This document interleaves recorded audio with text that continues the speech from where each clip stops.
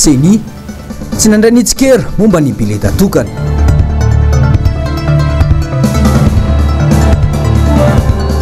Tima Ambohijanaka vonona hiatrika ny fifidianana be ny tanàna.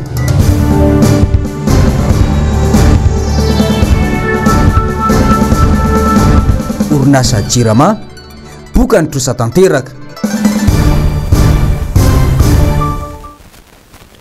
Dia amkafaliana hatrany tomboky lasy sy tomboky vavy no entina mandroso ao tokantranonao amin'ity aliny 15 septambra 2024 ity. Tonga soenao ato anatin'ity fampalalam-baovao ity ary dia saina ampanajany ianao anaraka izany hatramin'ny farany. Isantarantsika ity vaovao ity ary aloha dia teo amin'ny pejiny politika ny fifidianana kominaly nisy ny fiaonan'ny seni tamin'ny mpanao gazety androany teny amin'ny fobeny teny alarobia teny ny fampahafantarana ny isa ofisialin'ireo kandida zay ifaninana ao anatin'ity fifidianana ity moa no votoatiny zany fiaonana izany deo arahantsika avy hatrany rizantsara ny tahirinena. Tsy misy fiovana fa dia reny tapaka tamin'ny atsapaka reny ihany ny laharan'ny kandida ho ben'ny tanàna sy ireo mpanolontsaina.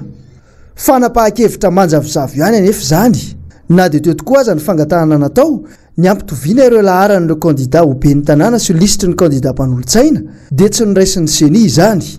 Voarainay tokoa ny fitarainana ny fanomezantsy indraindray ny amin'ny hoe mety hitarika fisavoritahana eo amin'ny fanavahan'ny vahoaka mpifidy ny kandida ho fidiana ny fahasamihafany laharana azo ny kandida ny antoko iray na ny fikambanana iray amin'ny ben'ny tanàna sy amin'ny mpanolontsaina. Ny eritreritra zany tokoa ny seni ary raha ny fanorinay dia izay fanamorana izay ara no nieritrretinay atao. Roa ny bulletin tokana ampiasaina satria fifidianana samihafa samy manana ny bulletin tokany noho izany samy manana ny antsapaka sy ny fisarena tokony atao. Hoe manao antsapaka le maire dia izay mba azon'ilay maire eo laharana azon'ilay maire eo ny tonga dia mba laharana azon'ilay conseiller. Fa izao tsy anaiky an'izay ireto izay candidat conseiller tsy manana maire reto fa mety hiteny izy hoe inona moa ny ifandraisanay amin'ny fifidiananareo any. Zay zao tsy manana zany maire zany fa ny anay hafa mihitsy ny fifidiananay zahay koa mila manao antsapaka fa tsy zay ambiny ny anareo tao zany no amenanay aty amin'ny conseiller. Tranga tsy dia fahita firy hatramin'ireo fifidianana ny fandimby indrindra ny fifidianana izay ho ben'ny tanàna ihany koa ny fahitana kandida tokana amina komuna 570 amin'ireo 570 ankoatr'izay dia niena be ny isan'ireo nirotsaka ho fidiana. Mpilatsaka ho fidiana ho ben'ny tanàna miisa ho 570 sy 900 sy 9,000 candidat au maire 6275 no misy voaray ary nekena ampomba ofisialy fa ilatsaka ho fidiana ho ben'ny tanàna. Misy candidat avokoa zany amin'ny fifidianana ben'ny tanàna ny commune 570 sy 900 eto Madagasikara. Amin'izao fotoana iresantsika androany zao dia mampalahelo fa efa misy 3 amin'ireo candidat ben'ny tanàna ireo no modimandry. Ka raha amin'ny lalàna moa zany dia tsy misy azo atao intsony anolonana izy ireo satria efa tapitra ny fepitona izay nametrahana ny antota taratasy mpilatsaka ho fidiana. Ahitana listra mpilatsaka ho fidiana mahatratra 7,700 4902 ny fifidianana ho an'ny mpanolontsaina manerana any Madagasikara. Ho an'ny fifidianana mpanolontsaina indray dia misy ireo commune zay tsy nahitana mpilatsaka ho fidiana mihitsy. Miisa 9 ireo commune zay tsy misy candidat ho conseiller mihitsy milatsaka ao aminy. Arak'izany zany amin'ireo commune 9 ireo dia hisy ny fifidianana fa saingy fifidianana ben'ny tanàna ihany fa tsy hisy ny fifidianana mpanolontsaina. Misy ireo nametraka fitoriana ka andrasana ny didim-pitsarana. Etsy andanin'izay anefa dia nampafantatra ity voamery ity fa misokatra ny fampelezan-kevitra milohan'ny fotoana na ilay antsoina hoe pré-campagne. Ny mahasamihafa ity vanim-potoana ity amin'ny fampelezan-kevitra dia mandritra ny pré-campagne dia tsy mbola azo atao ny manao dokam-barotra na miteny hoe fidio. Mbola mifanohy amin'izay vaovao mikasika ny fifidianana ho ben'ny tanàna sy mpanolotsaina izay ihany dia Andriamatoa Alain Andrenarson no candidat avy amin'ny antoko tiako Madagasikara izay narotsaka ho ben'ny tanàna avy ao amin'ny commune Ambohijanaka. Ny fanohizana ireo ezaka sy ny zava-bita ny ben'ny tanàna teo aloha moa no anisany antony naharesy lahatra ny antoko androtsaka ity candidat ity. Germaine Menjanahary teo amin'ny sary ny Mathieu Princy. Ny fampandrosoana an'Ambohijanaka no mahamaika noho izany tsy maintsy nasiana ambaratonga ny fifantenana ny candidat atolotra ny antoko Madagasikara ho an'ny commune Ambohijanaka amin'izao fifidianana ho ben'ny tanàna izao. Ny ben'ny tanàna mantsy no isan'ny olona tena akaiky ny vahoaka eny fotony ankoatra ny solombavam-bahoaka. Efa betsaka raha teo ny zava-bitany tiany antoerana ho an'ny commune ka mila tohizany zany raha ny fanazavana. Iza no hitan'ny antoko ary hitan'ny tenako ihany koa amin'ny solombavam-bahoaka voafity teto Tsimondrano fa aleo alasana ary avita bebe kokoa amin'izany fampandrosoana eo anivon'ny fitantanana ny commune zany. Olona manana traikefa izy ary manana ihany koa ny fahalalana afaka ny ampandrosoana zany faritra zany mba ho tombotsoan'ny vahoaka maro anisa ao anatin'ny commune Ambohijanaka. Ny vahoaka no lahara-pahamehana ary ny fampandrosoana no mahamaika. Io no targetra apetraka ny candidat ho an'ny ben'ny tanàna izay atolotry ny antoko ao amin'ny commune Ambohijanaka distrikany Tsimondrano ity. Fampandehanana zavatra efa vita reo tahaka ny hoe fampandehanana ny lycée sy ny EPP izay natsangana, eo koa ny fanamboarana ny lalana, eo indrindrandrindra ny jiro izay tena mampijaly ny mponina fa tena ambany be zany ny tension ny jirona eny, zany anisan'ny tena zavatra tadiavin'ny mponina. Eo ny lafiny resaka rano, lafiny fahasalamana, ny lafiny eo amin'ny fikarakarana tanora sy ny fikarakarana ny tantsaha. Ny fotoana antongavany fampelezan-kevitra no andrasana raha ny fanazavana fa efa vonona amin'ny fiatrehana izany ny antoko Madagasikara ao amin'ity commune ity. Targetra hatrany ny ampandany ny candidat izay natolotry ny antoko amin'ny alalan'ny fiaraha-mientana ny mpikatroka. Ny eo amin'ny vaovao makasika ny orinasa mpanjakana Jirama kosa indray dia mbola lavitra ny ezaka ho an'ny fanarenana ity orinasa ity. Boka nitrosa tanteraka ny orinasa Jirama raha nitatitra navoaka ny banky iraisam-pirenena tamin'ny 30 Jona 2024 teo izay mitentina 900 miliara ariary. Jessica Miraina nanao an'izay fanadihadiana izay. Olana nosedray ny orinasa mpanjakana Jirama hatramin'izay nivesatry ny trosa izay mbola sarotra ny fanarenana hatramin'izao. Raraka ny tatra navoaka ny banky iraisam-pirenena ny faran'ny volana Jona teo. Mitentana 900 miliara ariary izay trosan'ny Jirama izay. Raha ny kajy navoaka ny banky iraisam-pirenena hatrany dia tsy maharakotra afa-tsy ny antsasany amin'ny vidin'ny jiro ny sarany. Izany hoe 3,700 ariary isaky ny kilowattheure no tokony ho saran'ny jiro. 3,500 ariary isaky ny kilowattheure ihany anefa no sarany miatra amin'izao. Noho izany very 700 miliara ariary ny Jirama ny taona 2024. Na dia teo aza ny fanampiana mitentana 5,700 miliara ariary voarainy. Raha tsy misy araka izany ny fandraisana andraikitra aingana manoloana ity fatiantoka miompampana miatra amin'ny orinasa mpanjakana ity dia mbola avesatra hatrany ny trosa-baby iny satria tombo ny fatiantoka isan-taona izay vinaniana hatramin'ny 400 miliara ariary amin'ny taona 2024. Raha ny loharanom-baovao navoaka na gazety an-tsoratra iray. Ny fahaiza mitantana eo anivon'ny Jirama aloha ny vahaolana voalohany naroso ny banky iraisam-pirenena. Mahavoangona vola 9,700 miliara ariary ny Jirama ao anatin'ny 10 taona raha tsara izay fitantanana izay. Isan'izany ny ady amin'ny osoka sy ny fanodinkodinam-bola. Vahaolana naroso ny banky iraisam-pirenena ihany koa ny ampiakarana ny vidin'ny jiro mba hamenona ny lavaka ao amin'ny Jirama izay mampanontany tena ny mpanjifa hoe mifanaraka amin'ny tolotra omeny Jirama tokoa ve izay fampiakarana ny vidin'ny jiro izay.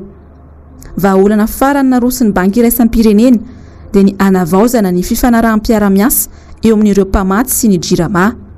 Mety henatra amin'ny 370 miliara ariary isan-taona ao anatin'ny 10 taona. Ity vahaolana farany ity koa anefa dia mbola miankina amin'ny fangaharahana ny tolotra.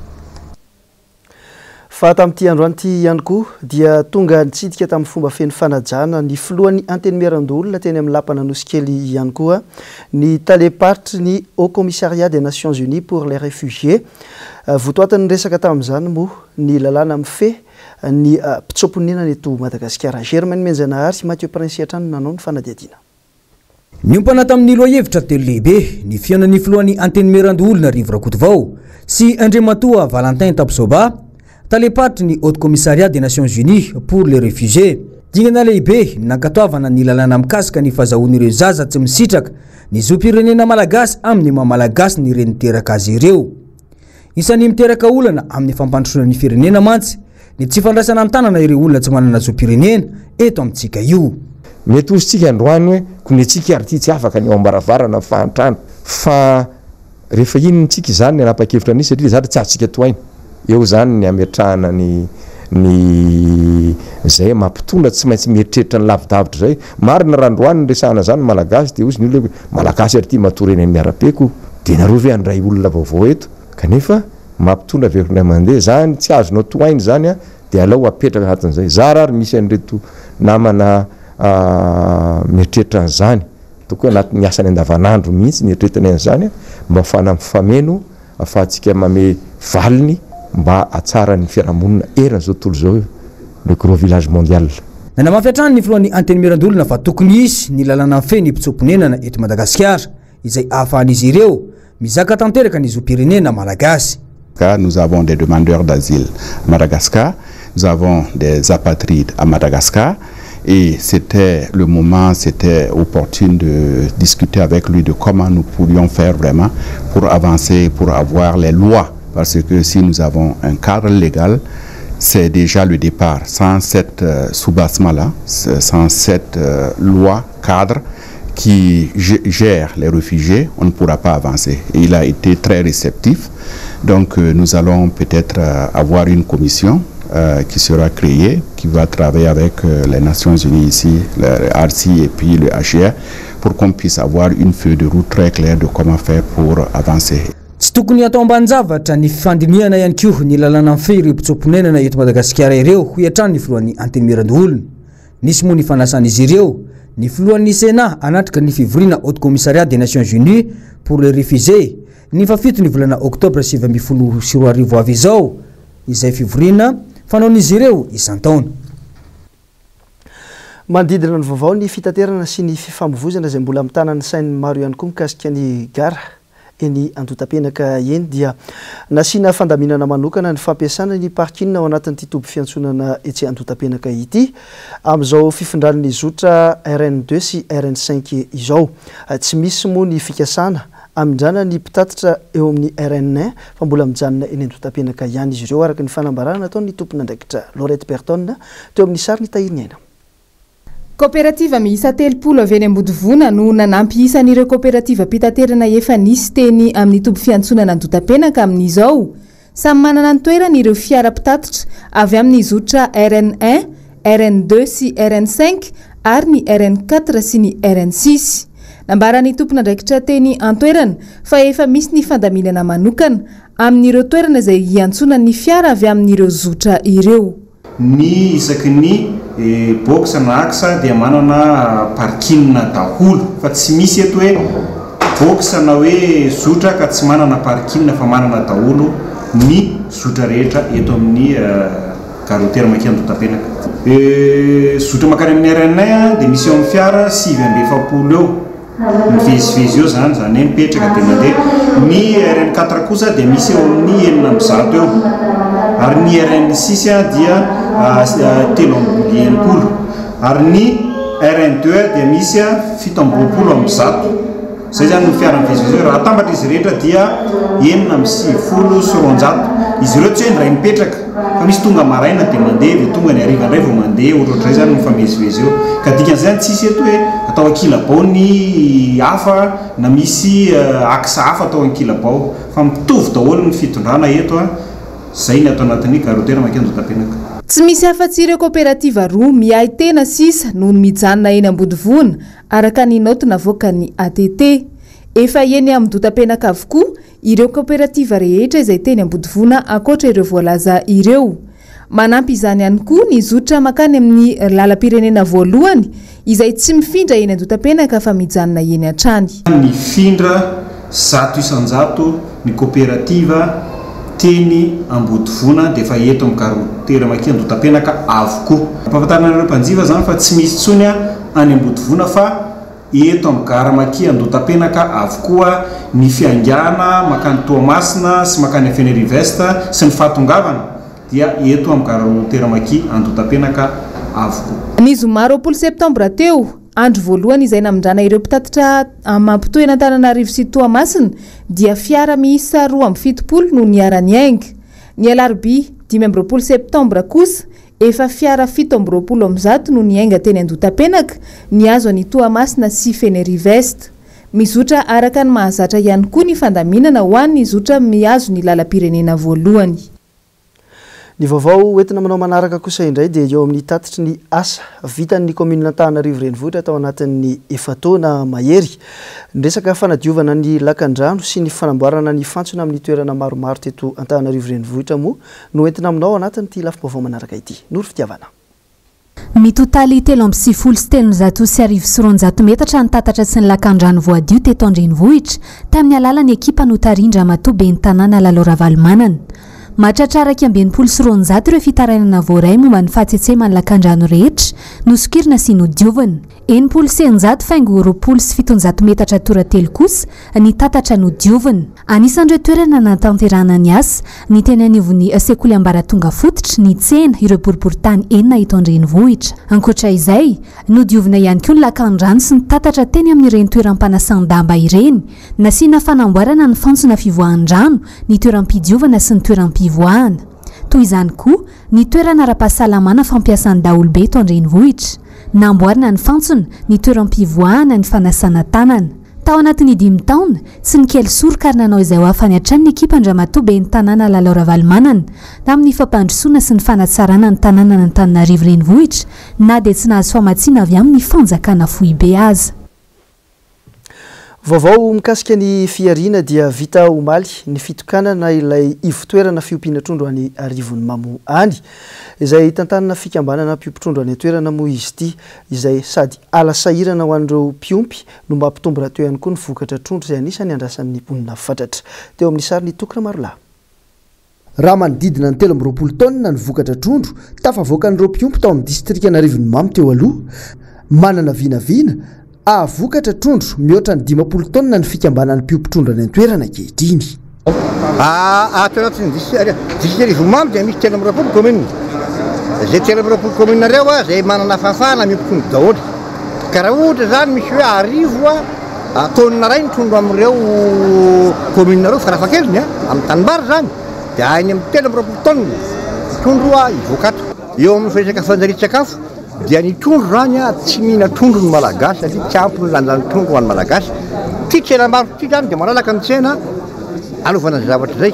Ankoatran'Akazo be dia efa mahaleo tena manomboka izao ihany koa ny fikambanan'ny mpiompitondro ao amin'ny distrika Arivon'ny Mamo miaraka amin'ity tetikasa ity. Fiara-miasa tamin'ny tetikasa ampiana novatsian'ny vondrona Eoropeana vola sy ny fandaharana asa aza niaraka tamin'ny Union Maso. Union Maso moa dia fivondronan'ireo mpiompitondro atao anatin'ny commune Mpamanga sy Arivon'ny Mamo efa misy koa fangatan'ireo commune 7 ao anatin'ny distrika anatevina ny fikambanana Maso dia amarotana izay vokatra ireo mpamokatra trondro ao anatin'ireo distrika ireo zany no antony nananganana izao fototra-avitrasa izao. Manala fahasahiranana na ho an'ny mpiompy na ho an'ny mpanjifa ny toby fiompiana trondro manaraka ny fenitra tahaka izao. Akoatra ny famokarana izay misonitra vokatra izao fototra-avitrasa izao dia tombony lehibe ihany koa ny mahazo sakafo ara-pahasalamana. Voalohany aloha mamokatra trondro ny distrika Arivon'ny Mamo misy ny Union eto Arivon'ny Mamo, Union Maso izay vonona ny ampiroborobo sy ampiarina trondro. Faharoa manarakarak'izay tsena ezahana manaraka ny fenitry ny fahasalamana sy ny fahadiovana izy ity ary izay mahatonga izay zany isan'ny zavatra vohitra eto hoe mba zavatra manaraka ny fahadiovana carreau no amarotana azy tsy amin'ny tany misy alika ary zavatra velona kalitao ary izay zavatra velona sy tsara kalitao zay zany no anisan'ny zavatra avohitra amin'ity fanokanana ity tsena trondro eto Arivon'ny Mamo ity. marina fa ny herinandro lasa teo no vita ny fitokanana ny tombo fiompiana trondro tany Ambatolampy tsy mahafotsy ary toy any MPF zao tetikasa izao. Anisan'ny tombony iray lehibe mampiavaka niny maro ny tanora ety Anosy zato tsinanana voalohany trondro zay ny fananana ny doble B ny dobona antongona izany fa mikasika ny vaovao ara-panatanjahantena dia anisan'ny mahavelombolo ireo mponina ny Anosy zato tsinanana indray ny fananana fotodrafitrasa vaovao zay miainga dia ny taranja basket mahaliana azy ireo any an-toerana. Rina Rabe Mananjara teo amin'ny sary Mathieu Prince. Maro ny tanora ety Anosy zato tsinanana voalohany ao anatin'ny boriboritany faefatra saingy tsy ampy fialam-boly ny akamaroan'izy ireny ary koa tsy ampy fitazaham-batana tsy azo jerena fotsiny amin'izao anefa ny trangan-javatra toy izany izay indrindra no nahatonga ny fanajariana ny kianja hanaovana baskety. Efa hatrany amin'ny taona 2026 no nisy ny lalao baolina kitra itony toerany itony fa taty aoriana kosa dia nirona tamin'ny baskety ny ankizy sy ny tanora ety Anosy zato tsinanana voalohany.